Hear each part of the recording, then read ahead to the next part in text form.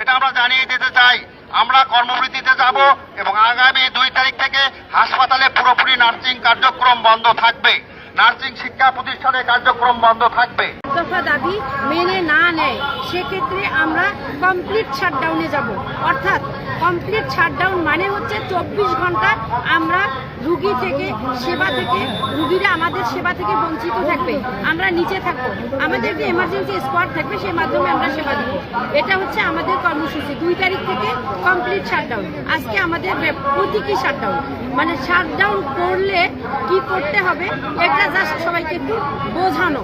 এই জন্য আমাদের এই শাটডাউনের এবং এই কর্মসূচির মূল কারণ হচ্ছে আমাদের 8টি দফা আছে। 8 দফা দাবিতে আমরা এখন মাঠে এবং বা রাজপথে, মাঠে বা রাজপথে।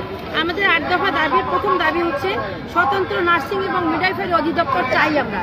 আমাদের স্বতন্ত্র অধিদপ্তর, আপনারা হয়তো বলবেন যে কেন চান? আমাদের ইতিপূর্বে 48 বছরের ইতিহাসে আমরা স্বতন্ত্র ছিলাম, স্বতন্ত্র আছি, কিন্তু হঠাৎ করে কোনো এক স্বার্থান্বেষী মহল মনে করছে যে তারা আমাদেরকে তাদের সঙ্গে অ্যাড করে নিবে বা মার্জ করে নিবে।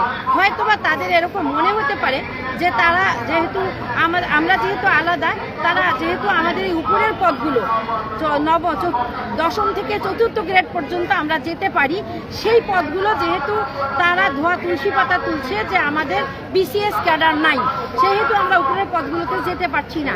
আমাদের ধারণা তো হয়তো সেই কারণেই তারা এইটা পদ্ধতি বের করছে যে আমাদের অধিদপ্তরটাকে তারা নিয়ে এই পদগুলো পূরণ করবে।